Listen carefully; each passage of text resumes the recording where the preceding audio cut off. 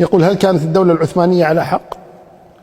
الدولة العثمانية كغيرها، كالدولة الأموية، كالدولة العباسية، كالدولة الأيوبية، فيها خير وفيها شر، فيها خطأ وفيها صح، لكن لا شك أنها دولة إسلامية وخلافة إسلامية، ونصر الله بها الدين وأعز الله بها المسلمين.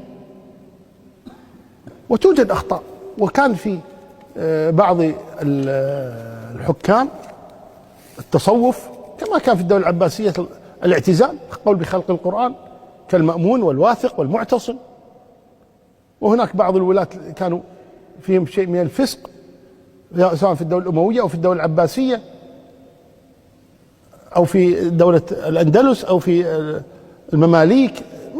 ما تخلو هذه الدول من وجود بعض الحكام، سواء وقعت منهم الظلم أو وقع منهم الفسق أو وقعت منهم المعاصي وغير ذلك. لكن بشكل عام الدولة العثمانية أعز الله بها الإسلام، وأدب الله بهم اليهود والنصارى والمجوس، وأعز الله بهم الإسلام، وكانت الإسلام جولته وقوته. ولا شك أنها دولة يعني مباركة، لكن وقعت منها الأخطاء، لا شك في هذا، والله أعلم.